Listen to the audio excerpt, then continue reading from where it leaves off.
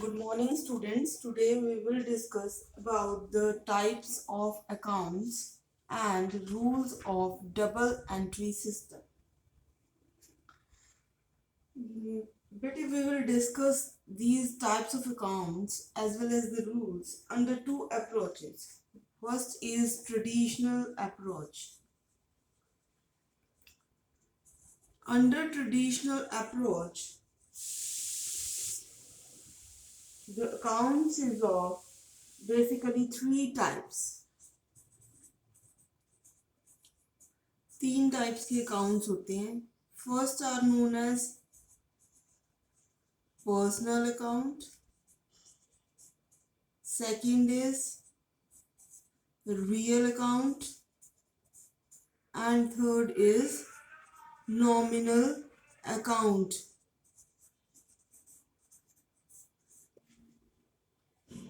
आगे personal account जो है वो आगे थ्री टाइप्स के होते हैं. फर्स्ट आते हैं नेचुरल पर्सनल अकाउंट, सेकंड आते हैं artificial personal account and third is representative personal account. और जो रियल अकाउंट्स हैं ये आगे टू टाइप्स के होते हैं. First is tangible account and intangible account. और नॉमिनल अकाउंट भी आगे टू टाइप्स के होते हैं. वन इज एक्सपेंसेस और losses and second is profits or gains. Now we will discuss all these types of accounts one by one. Firstly, discussing about the personal account.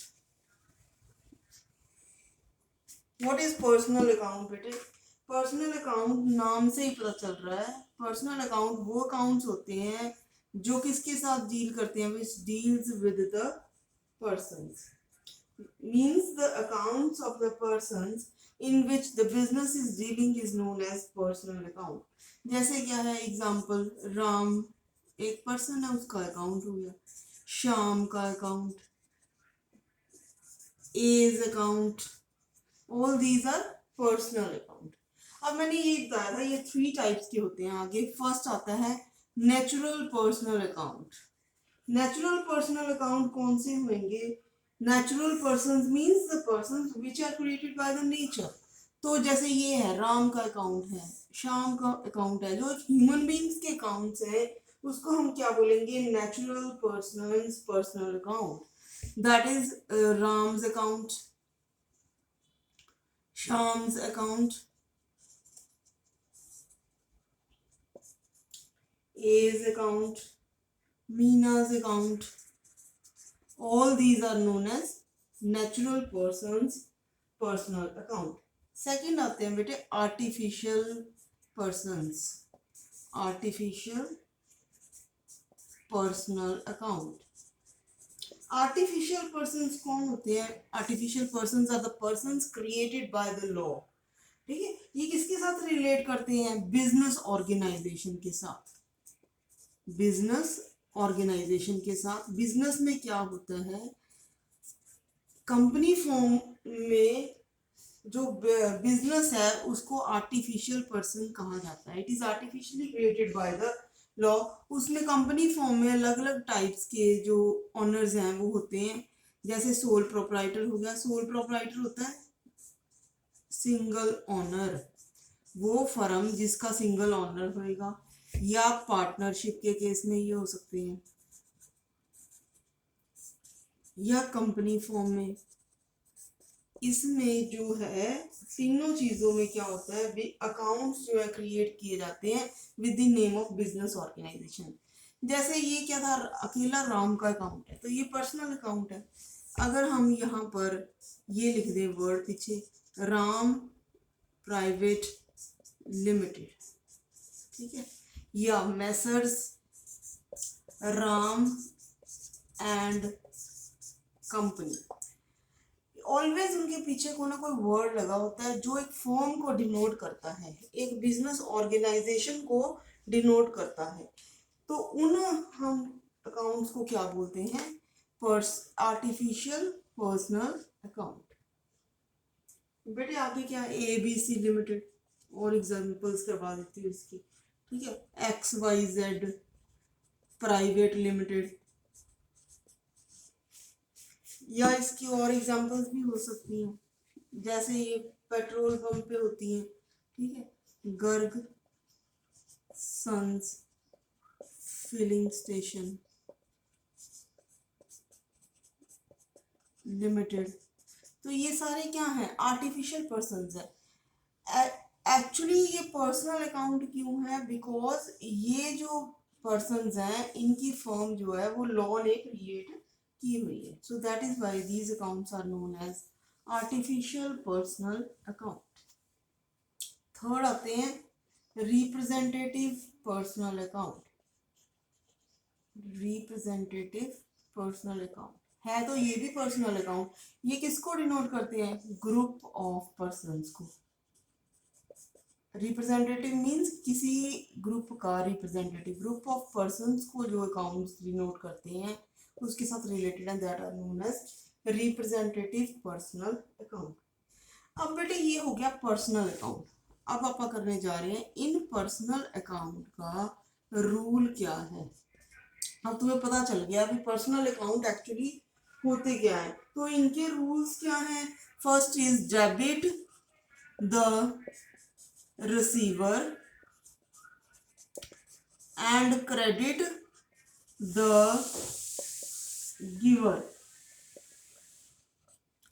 जो receiver है उसको debit कर दो और जो गिवर है उसको क्रेडिट कर दो। मतलब जिसके पास कुछ आ रहा है, अगर राम के पास सम कैश आ रहा है या कुछ आ रहा है तो राम के अकाउंट को क्या करेंगे? डेबिट। अगर राम से कुछ जा रहा है तो राम को क्या करेंगे? क्रेडिट।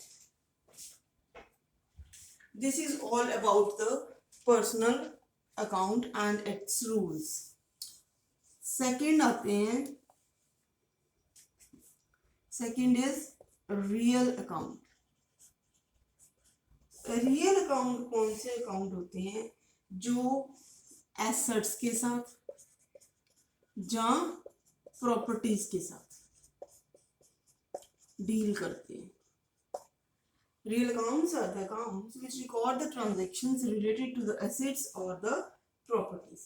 तो जो ये रियल अकाउंट है ये टू टाइप्स के होते हैं। First is tangible real accounts, मैंने पहले भी तुम्हें ये करवा चुकी हूँ। टेंजिबल अकाउंट्स कौन से होते हैं? Tangible means those things which can be seen, which can be touched.